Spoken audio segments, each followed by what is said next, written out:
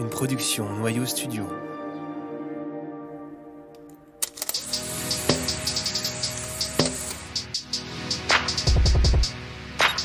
Vous écoutez Vision, un podcast sur la photographie contemporaine.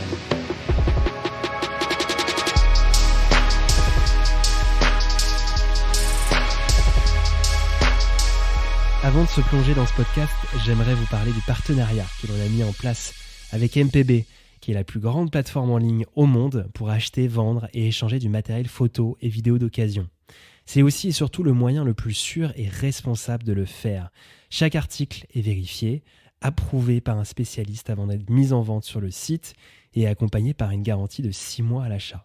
Pour découvrir MPB et ne plus avoir de mauvaises surprises avec du matériel défaillant à l'arrivée comme sur beaucoup de sites, vous pouvez utiliser le lien que l'on a mis en description de ce podcast et sur notre site. Je vous souhaite quant à moi une très bonne écoute.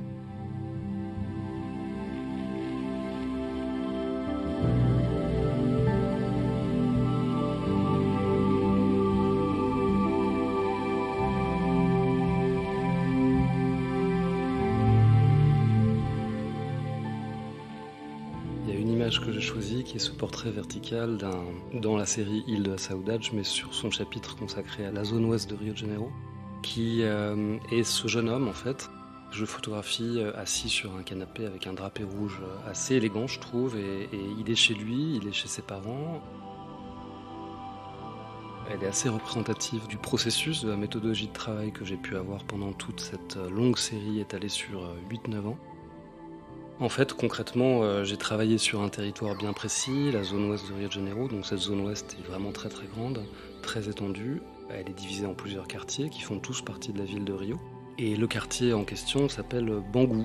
Donc c'est vraiment assez loin de tout, assez loin de la mer, assez loin du centre. Et le processus de travail en fait consistait de me déplacer avec ce que j'appelle de manière un peu prétentieuse mon assistant, mais une personne que je fidélise au long cours dans mon travail. On se déplaçait sur ce territoire et on tapait à la porte des maisons. Il y avait 90% de refus. Les 10% restants, les gens nous ouvraient et moi j'avais toujours une petite boîte de petits tirages très simples et j'expliquais que j'étais tout sauf photojournaliste et que j'étais un artiste et que je souhaitais montrer le quotidien des habitants, un discours assez accessible et complètement simple.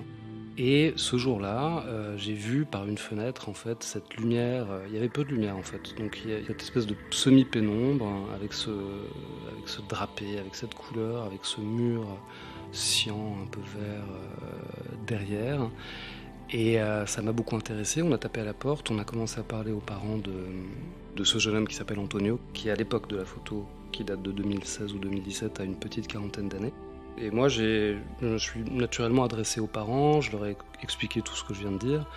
Et la boîte était sur un coin de table. Et c'est Antonio qui a jeté son dévolu sur la boîte, qui a été le plus attentif à tout ça. Et ses parents m'ont fait comprendre qu'il voulait un portrait, mais à la condition d'être déguisé dans son déguisement favori. Donc voilà, c'était le déguisement de Captain America. Et donc cette photo pour moi elle est assez emblématique de plein de choses parce que Bangu c'est vraiment une zone très très reculée à l'intérieur de cette zone ouest qui elle-même n'est pas très visible dans la ville de Rio. C'est également assez emblématique au sens du processus de travail concret dans la prise de vue puisque je travaille avec une chambre. À l'époque, la partie Rio est encore faite en film argentique. Je travaille toujours en lumière naturelle et sur trépied. Et donc forcément, comme la chambre demande des diaphragmes assez serrés de f8 ou f11 et que j'étais en 160 ISO par exemple, on a des temps de pause très longs. Et avec Antonio, le temps de pause a été entre 2 et 4 secondes. Ce qui pose des contraintes et ce qui autorise aussi des possibilités, dans le sens où la contrainte c'est que sur des temps de pause longs, si on veut faire un agrandissement ultérieurement net, il faut que la personne, je ne sais plus comment on dit en français, mais ne plisse pas les yeux, parce que ça se voit, ou voire même arrête sa respiration, puisque le diaphragme bouge. Et les possibilités que ça ouvre, c'est que la personne photographiée, en fait, il se passe une sorte de connexion, un temps d'arrêt à 2, d'une certaine manière, à 3 avec l'appareil photo. Et ça va dans le sens de ce travail général, puisque j'ai photographié des gens qu'on n'a pas l'habitude de photographier et qui semblent assez souvent, et pas simplement dû au temps de pause, traversé par une sorte de mélancolie, de résignation, de quelque chose de cet ordre.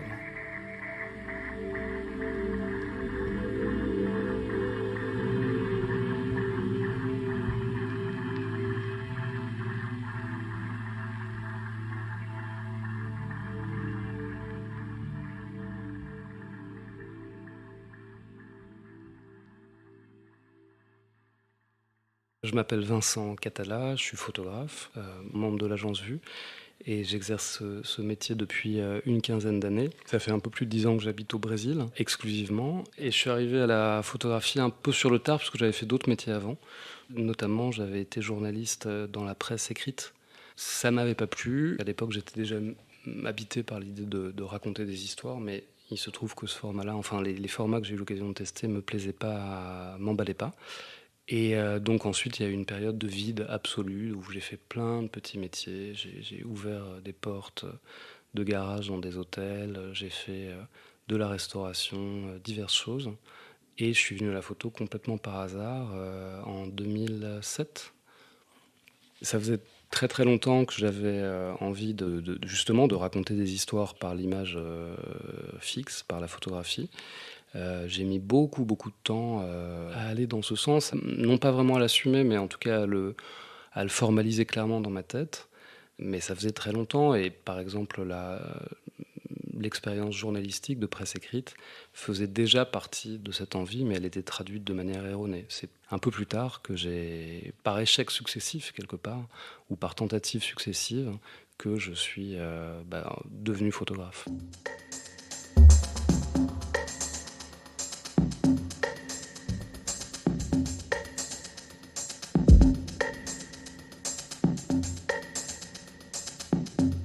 Mon premier souvenir, je pense que j'ai beaucoup de goût pour l'histoire.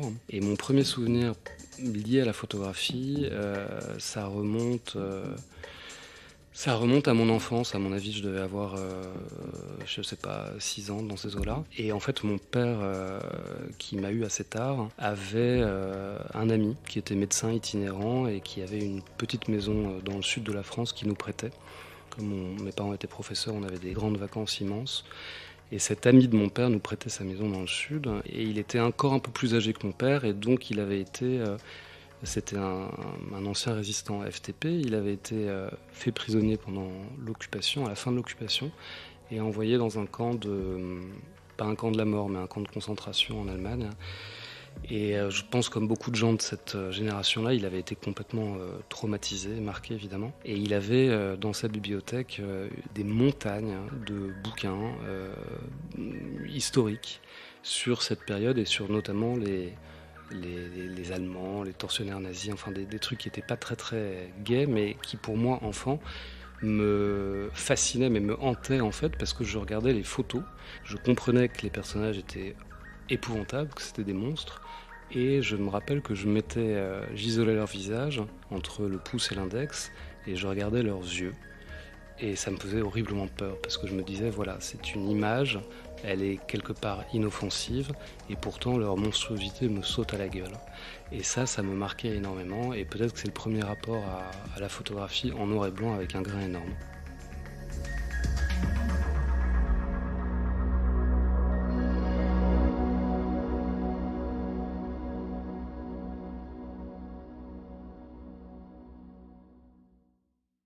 Je commence la photographie en fin 2006. J'ai eu la chance au tout début d'accompagner des groupes de musique, ce qui m'a fait rentrer du côté de certains labels musicaux. Alors il y avait un groupe qui s'appelait Beat Assaillante, 2006-2007, qui était parrainé par Cécile de France notamment, et dont le producteur aimait bien mon travail. Il m'a vraiment donné ma chance en fait.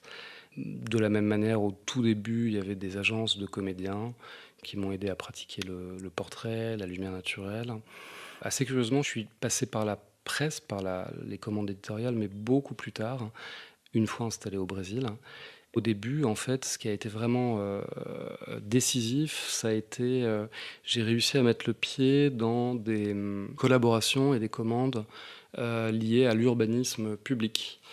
Et donc il y avait par exemple, la réfection d'un terminal à Roissy-Charles de Gaulle, le terminal Jean Nouvel qui s'était cassé la figure, ou alors il fallait l'adapter pour l'Airbus A380. Il y a eu, aéroport de Paris. Il y a eu une grosse commande en Géorgie également, dans le Caucase. Il y a eu, une longue mission, avec les architectes du ministère de la Défense à Balard. Et dans ces missions-là, qui étaient en fait pas la porte d'entrée, puisqu'il y avait eu les portraits avant, il y avait eu les scènes musicales, mais ça a été vraiment fondamental pour moi. Pourquoi? Parce que contrairement à beaucoup de commandes, que ce soit en pub ou même des commandes éditoriales de presse par exemple, je n'avais personne sur le dos. J'avais tout le temps du monde pour faire mon travail, puisque j'avais des cartes blanches nuit, jour. Et j'étais souvent totalement seul sur les sites que je photographiais. Pour le ministère de la Défense, c'était assez frappant puisque j'avais les autorisations et les personnes qui m'avaient embauché, littéralement, me faisaient confiance. Et donc j'avais une carte blanche absolue, nuit, jour, autorisation pour y aller. Et je me retrouvais là souvent complètement seul, en pleine nuit ou pas. Et ça a été très déterminant dans ce rapport à la commande, en fait, dans ce pré-rapport, non pas au travail personnel, mais dans sa méthodologie, puisque c'est une méthodologie que j'ai exportée ensuite sur mon travail d'auteur personnel au Brésil. Et puis, encore une fois, par rapport à l'équipement, ou en tout cas, pour me parler de manière moins technique, pas au regard que je portais sur l'espace, dans le sens où tout de suite, ça s'est fait avec, à l'époque, un boîtier numérique, mais des objectifs à décentrement bascule, un trépied, des poses très lentes. J'adore ça parce que ça me permet d'habiller l'espace que j'envisage, ça me permet de réfléchir, de prendre le temps de réfléchir à ce qui s'apparente, quand on a vraiment le temps comme ça, à des aplats de lumière, à des jeux au volume de la lumière en fait. Chose que je ne saurais pas faire en photographie plus instantanée, ou en tout cas moins bien à mes propres yeux.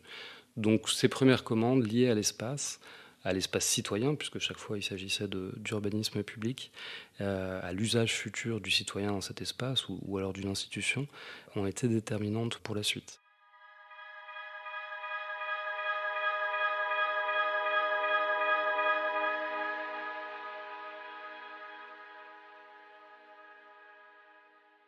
J'ai évidemment des influences photographiques, mais qui sont assez classiques. Stéphane Shore, Alexos, Guiri, Auguste Sanders. Ce que j'ai remarqué, c'était assez étonnant. Pendant de longues périodes, quand j'étais en production, dans ce travail photographique complètement immersif et un peu paumé au milieu de nulle part, puisque c'est des zones quand même assez loin de tout, quelque part, eh bien, il s'est passé un phénomène assez curieux. Moi qui étais arrivé au Brésil, encore une fois, en photographe bourré de références, de vouloir bien faire, de certitude aussi, quelque part, il y a eu un effet mental assez étonnant d'isolement. Et j'ai constaté que, du moins durant le temps de la production, c'était presque plus facile pour moi de me couper de mes références, pour ingérer de manière encore plus entière, en fait, ce que j'avais devant moi et les difficultés inhérentes à ce processus, parce que c'était une sorte d'acculturation positive, paradoxalement. Sur les influences photographiques, celles que je viens de citer, c'est effectivement des photographes des regards, des écritures qui continuent à me parler aujourd'hui. Sur la littérature, j'ai pas vraiment trouvé de référence parce que la littérature ne produit pas, n'est pas un déclic visuel pour moi. Enfin, elle l'est, mais c'est des littératures anglo-saxonnes qui m'intéressent plus vraiment aujourd'hui. La musique, non, parce que là, il n'y a vraiment pas le déclic visuel. Après, curieusement, c'est la peinture, et la peinture qui m'intéresse davantage. Et spécifiquement la peinture, ce qu'on appelle le néoconcrétisme brésilien des années 50-60, où c'est des formes abstraites, de manière assez typiquement brésilienne, entre l'audace et la pesanteur. Et ça m'intéresse énormément. Mais c'est dans le champ visuel, mais c'est pas dans le champ photographique.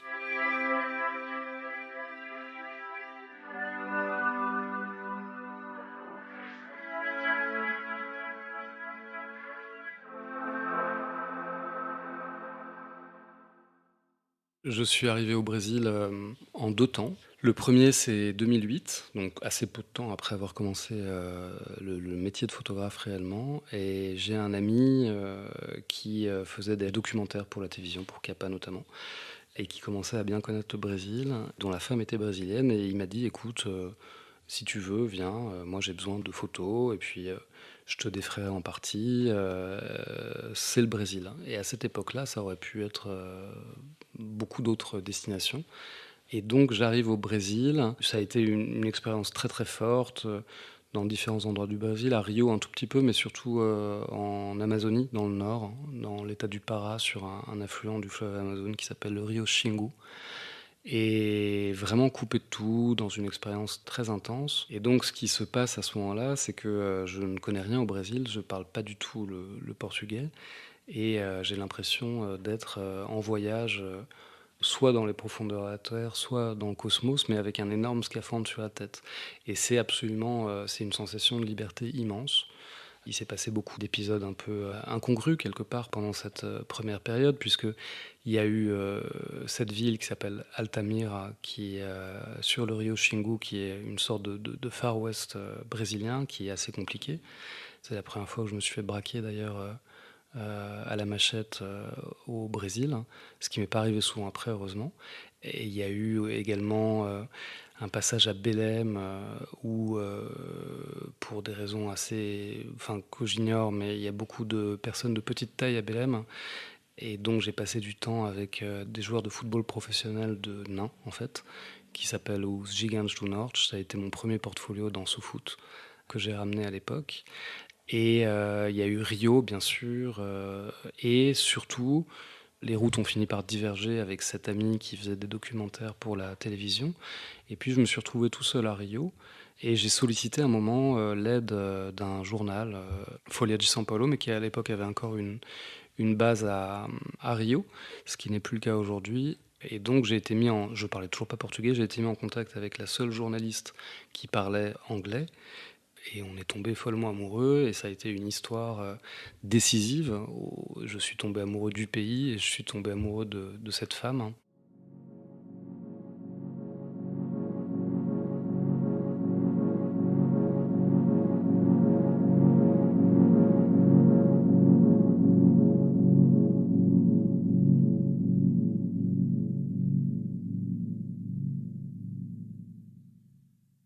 Ce qui s'est passé ensuite, cette histoire avec cette femme, Sylvia, continuait, ça se passait très bien, et j'ai eu l'envie, de réaliser un travail au long cours sur la ville de Rio, que je connaissais absolument pas à l'époque, puisque, c'est pas le travail sur, cette prostituée, dans les bas-fonds de la ville, qui me permettait de connaître la ville, puisque d'une certaine manière, avec le recul, ce premier travail était, assez, caricatural. Caricatural peut-être pas, mais en tout cas assez, un peu cliché.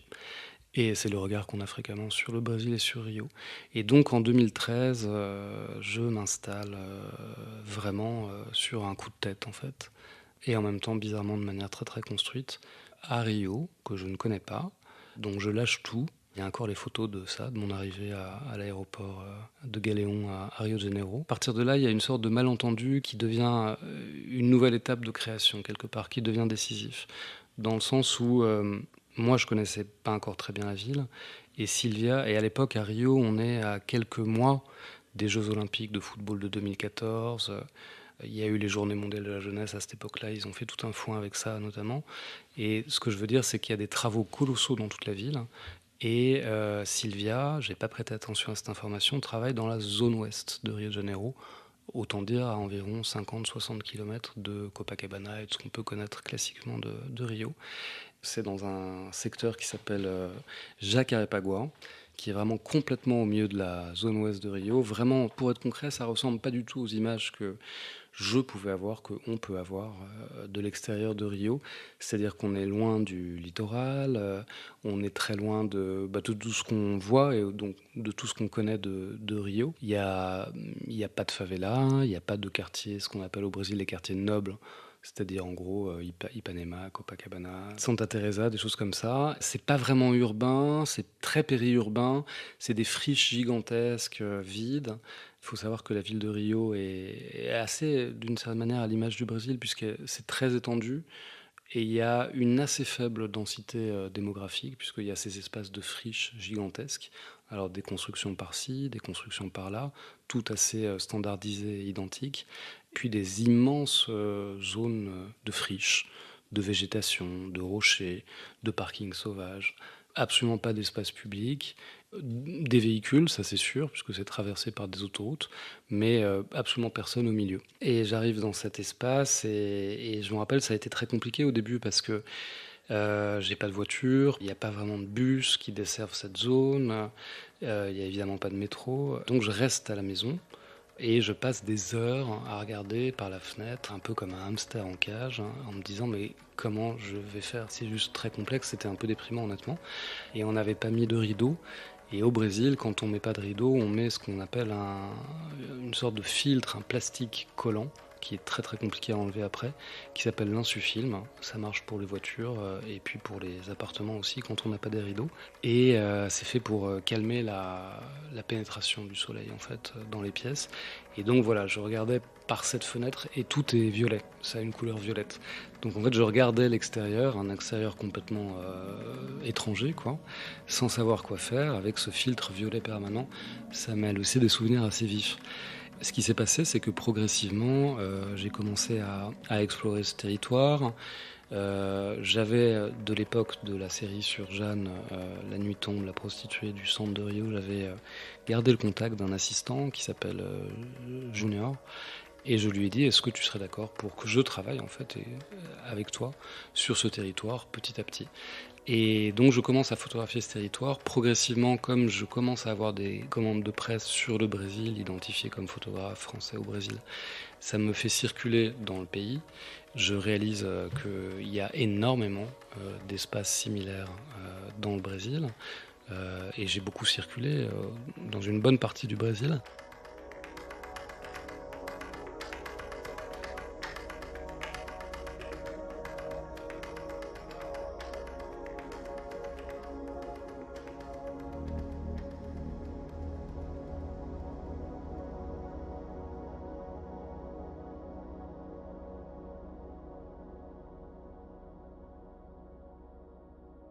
Progressivement, je commence à travailler sur le territoire qui m'environne. À peu près à la même période, je commence à réaliser pas mal de commandes de presse pour divers titres dans tout le Brésil. Je réalise qu'il y a énormément d'espaces similaires auxquels on prête pas forcément attention. C'est un peu des sortes de zones blanches, mais elles sont tellement répandues que ça en devient criant d'une certaine manière.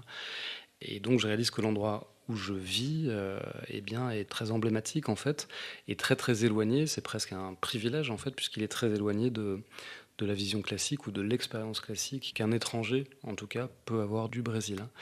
C'est une région également cette zone ouest de Rio de Janeiro, qui progressivement commence à prendre les contours de quelque chose d'emblématique à l'échelle du pays, puisque on est en 2014, 2015, et il y a les premiers soubresauts politiques, ce qu'on appelle au Brésil la crise démocratique, en fait, qui commence avec l'impeachment de Dilma Rousseff, le début de la présidence de Michel Temer, et les premières manifestations contre la vie chère.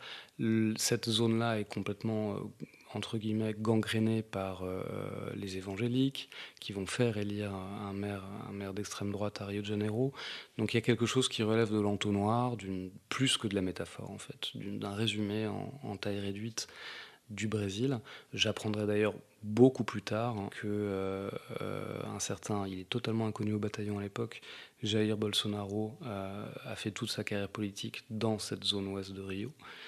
Et ça, je l'apprendrai quelques mois avant l'élection en fait, de 2018, où il a été élu président. Et donc petit à petit, des choses à l'échelle de ce territoire, en tout cas, des choses que je trouve pertinentes et qui commencent à faire sens se mettent en place. Et autre déclic décisif, je suis amené à rencontrer également des chercheurs, notamment un écrivain qui s'appelle Jean-Paulo Cuenca, qui écrit désormais sur l'intégralité du projet, des réalisateurs, et en parlant avec ces gens brésiliens, eh bien, je commence à avoir des choses qui renvoient à quelque chose de plus construit et pas simplement une collecte de documentation en temps réel. Et notamment, ce que Jean-Paolo Cuenca me dit, c'est que voilà, ce que tu sens a sans doute des origines beaucoup plus anciennes, puisqu'il me fait comprendre que dans un pays comme le Brésil, qui n'a jamais fait sa révolution, qui vit encore aujourd'hui qui est très traversée, très alourdie par des stratifications sociales, de couleur de peau, raciales. Eh bien, dans ce pays qui n'a pas fait sa révolution, les droits ne sont pas garantis et il utilise cette image très forte, très visuelle quelque part, en tout cas en termes de volume, ça me parle beaucoup. Il explique que les habitants sont comme prisonniers d'un présent permanent, sans conscience du passé, sans projection pour un futur réellement neuf. Donc il y a cette espèce d'entre-deux qui n'est pas passif puisque les gens vivent, mais qui laisse entrer des failles de mélancolie. En fait, c'est plus que de la mélancolie, c'est de la résignation. C'est beaucoup plus que la saudade portugaise. C'est quelque chose qui est évidemment emprunt de l'histoire. Quand l'écrivain Cuenca dit que le Brésil ne transcende pas son histoire, il pense à l'histoire ethnocidaire et esclavagiste en fait. Donc il y a ça qui commence à structurer ma pensée. Je commence à, sans encore l'intégrer dans ma chair complètement, puisque c'est encore le début de cette expérience, je commence à le mentaliser. Et ça me donne un cadre de travail.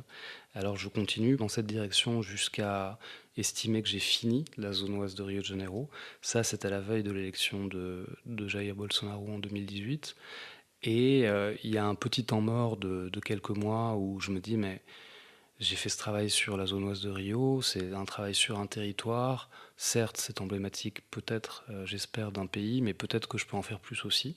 Donc progressivement, l'idée vient d'élargir en fait cette recherche, de la confronter à d'autres territoires à l'intérieur du Brésil. Et le prétexte m'est donné, en fait, l'hebdomadaire Télérama qui me passe une commande qui n'a rien à voir, qui porte sur... on est au tout début du mandat Bolsonaro, la gauche est aux abonnés absents, il n'y a plus de gauche en fait au Brésil. Et donc à l'époque, il y a beaucoup de gens qui disent mais peut-être que la résistance politique, elle est dans la société civile, avec les gays, les femmes, les noirs et la communauté LGBTQI+, en général. Et donc Télérama me fait faire un travail sur la scène underground de São Paulo, comme pôle de résistance possible, politique. Et c'est là que je commence à passer du temps à São Paulo.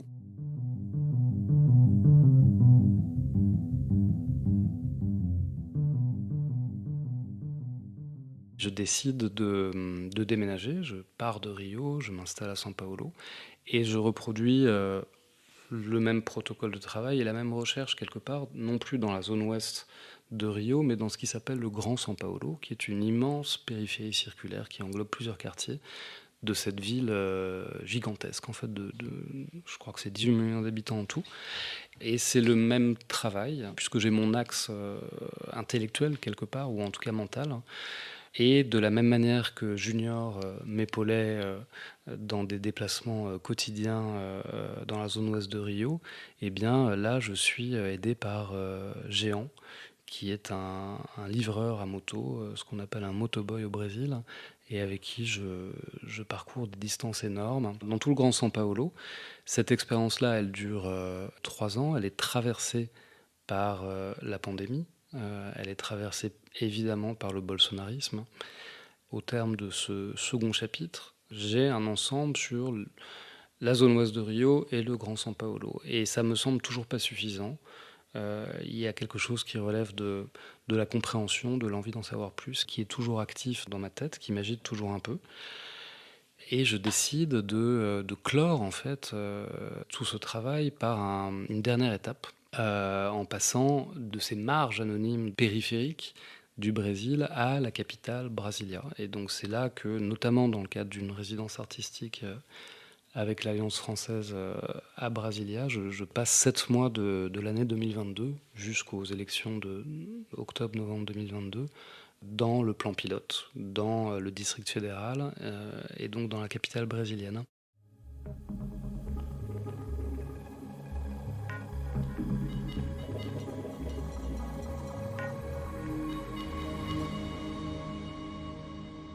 Au final, on arrive à un ensemble qui court donc sur plusieurs années, quasiment une décennie, et qui englobe ces 3 territoires, zone ouest de Rio, Grand São Paulo et Brasilia et district fédéral. Et dans ces 3 territoires, en fait, ce qui est assez étonnant pour moi, c'est que, il y a ce rapport assez singulier, presque perturbant et assez jouissif, en fait. Ce rapport qu'on a au temps au Brésil et à l'espace et qui, moi, me plaît énormément.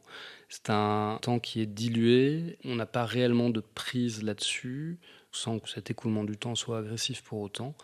Dans ce pays immense, en fait, il y a un rapport aux distances, aux perspectives qui finit par se brouiller, mais là encore de manière, pour moi en tout cas, non agressive. Et donc ça finit par faire une sorte euh, d'éprouvette en temps réel à l'intérieur du corps, de l'esprit. Et ce travail-là, pour moi, est très fidèle à ça, puisqu'il y a cette sensation de temps arrêté, qui est très sensible au Brésil de toute manière. Tout ce travail est traversé par ça. Il y a évidemment autre chose que le simple constat d'une sensation, puisque il y a des résonances politiques et historiques dans ce travail qui sont très fortes, notamment avec les éclairages de Jean Paulo Cuenca et sur le rapport du Brésil à son histoire, à son identité. Moi, je reste à ma petite place parce que le Brésil est tellement complexe que je ne le juge pas, je le regarde je ne sais même pas si je le montre en fait, mais c'est un regard sur le Brésil. Et les Brésiliens, et ce que je comprends très bien, peuvent être très très très sensibles au regard d'étrangers blancs occidentaux venant d'un pays riche sur leur pays. C'est pas du tout ma prétention, il n'y a pas de charge explicative dans ce travail. En revanche, il y a une immersion absolue, une immersion physique, une immersion émotionnelle, amoureuse. Et je suis très très très content d'avoir travaillé au niveau du plancher des vaches, littéralement. Je ne vois pas comment dire les choses autrement, puisque j'ai confondu et j'ai fondu mon existence avec les gens que je photographie. Tous les gens que je photographie là, j'ai habité dans les mêmes zones, j'ai mangé la même chose, j'ai parlé de la même chose. Ça peut sembler un peu étroit de l'extérieur, mais ça a été une richesse absolue, puisqu'il y a eu derrière une reconfiguration de l'homme occidental parisien que j'étais, et avec ça une conscientisation politique très très forte que j'aurais pas eu dans d'autres circonstances en fait.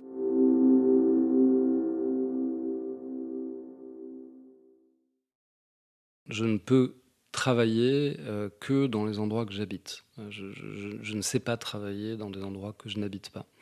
Ou en tout cas, je travaillerai de manière très différente. Donc, dans mon protocole de travail, dans les 3 territoires que j'ai photographiés, au Brésil, hein, eh bien, c'est toujours le même. J'habite dans cet environnement.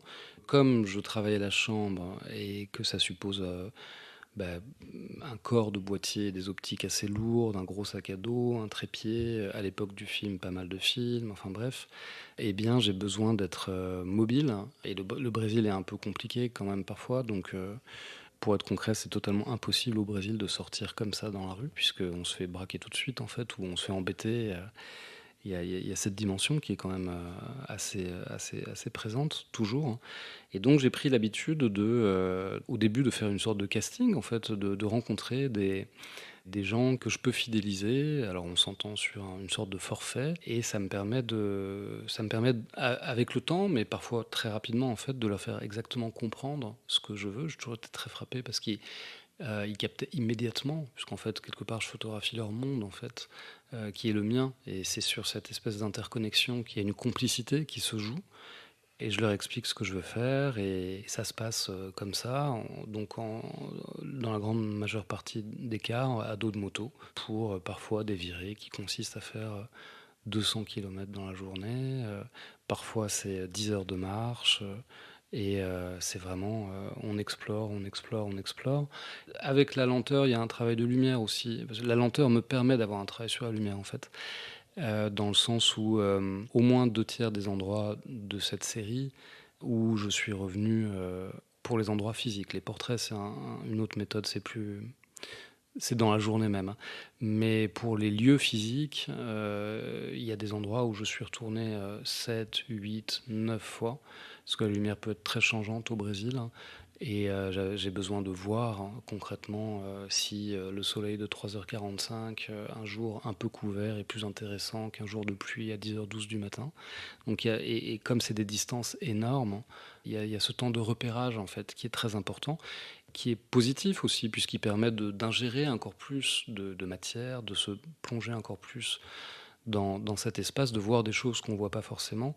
Il y a une trilogie assez simple, hein, dans mon travail qui est toujours axée autour de l'espace, du détail et du portrait. Et ça me semblait très important justement de ne pas être simplement dans une démarche vernaculaire, de paysage. Pour moi, le paysage, c'est une chair aussi, mais j'ai une chair humaine quelque part. Mais j'ai besoin aussi de l'incarner par des habitants. Et là aussi, le Brésil a ses particularités. Par exemple, à Rio, beaucoup, à São Paulo, un peu moins, mais ça reste très compliqué.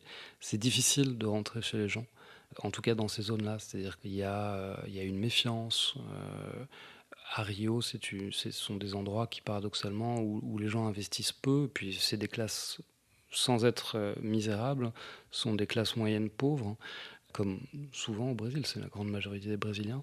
Et il n'y a pas le réflexe de faire venir les gens chez soi. Et donc ça a été quelque chose qui me semblait très important et qui a pris du temps. Et les portraits ouvrent la porte, que ce soit chez les gens d'ailleurs ou dans l'espace public, au détail. Et cette trilogie-là, c'est l'ossature formelle un peu du travail, hein.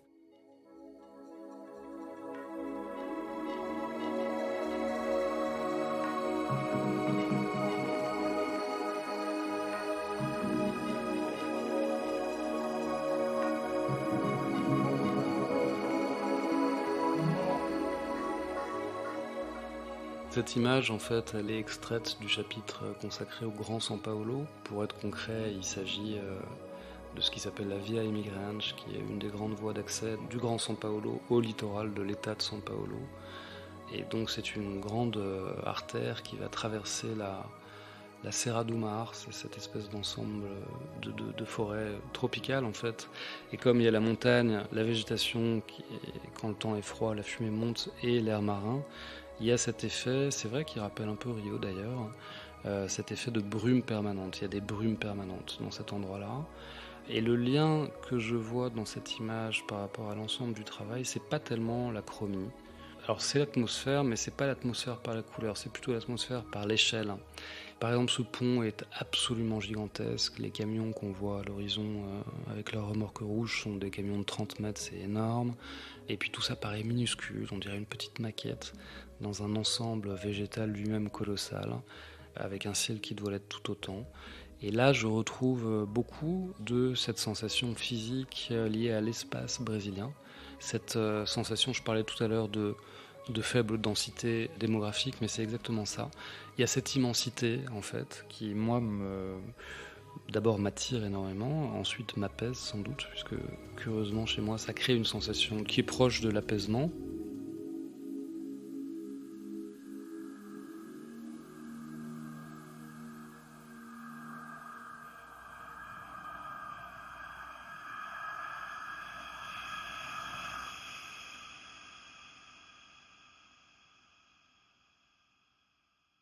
C'est d'ailleurs toujours, hein, une expérience tellement immersive qu'à un moment, on change soi-même et c'est vrai qu'aujourd'hui, je suis, sur beaucoup de terrains plus étrangers en France qu'au Brésil. Qu'est-ce qu'on fait après ces 9 ans immersifs, à fond? C'est une très bonne question, j'ai pas la réponse. C'est vrai qu'aujourd'hui, je connais bien ce pays, absolument fascinant, extrêmement complexe et donc ça serait tout à fait possible d'y consacrer, le reste de ma vie de photographe sans aucun problème. Après, je m'interroge aussi sur la possibilité de commencer à regarder le Brésil de loin, éventuellement, ou en tout cas dans des thématiques qui croisent le Brésil qui le mettent en fait face à lui-même, mais en étant hors du Brésil. Je pense à un projet qui est en train de prendre forme et qui s'inscrit dans ce travail Ilha da Saudade, sur un travail qui me ferait aller en fait sur les côtes portugaises, angolaises et brésiliennes au niveau de Bahia pour interroger l'idée de, peut-être en restant dans cette idée d'insularité brésilienne d'ailleurs, quelque part, insularité mentale, d'aller interroger l'océan comme espace mémoriel commun. Il y a quelque chose à faire dans cette direction, je m'y emploie. On verra ce que ça donne. Pour l'instant, j'ai terminé ce projet. J'ai vraiment terminé ce projet, c'est-à-dire que je pourrais évidemment, comme j'adore le faire, rajouter encore une petite touche par ici, une petite touche par là, et continuer sans fin. Et il y aurait quelques bonnes images, très certainement. Mais c'est drôle parce que pour la première fois de ma vie, je sens qu'il n'y a plus rien à ajouter en fait. Donc j'ai vraiment terminé ça. Il y a d'autres formes de narration qui m'intéressent et qui peuvent d'ailleurs intégrer ce travail-là. C'est des narrations plus audiovisuelles, hein, autant par la vidéo que par le son d'ailleurs, dans la captation spécifique du son. Je suis en train de penser à ça, je suis même en train de travailler sur ça. Sur un autre terrain, en fait, sur la question de la restitution propre à ce travail-là, oui, bien sûr.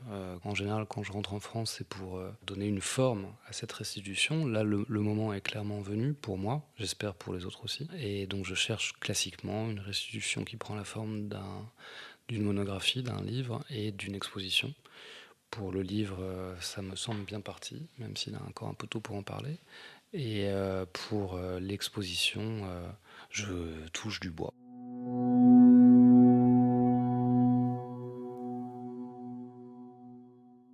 Quel temps fait-il dans mes photographies?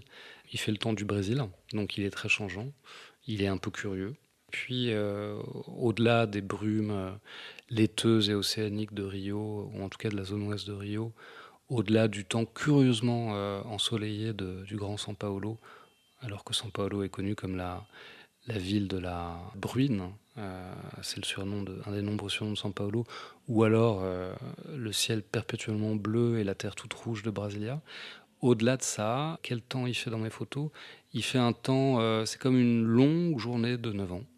C'est assez paradoxal, mais c'est comme s'il s'agissait de l'instantané d'une très longue pause lente. Je pense que je ne peux pas mieux résumer ce travail.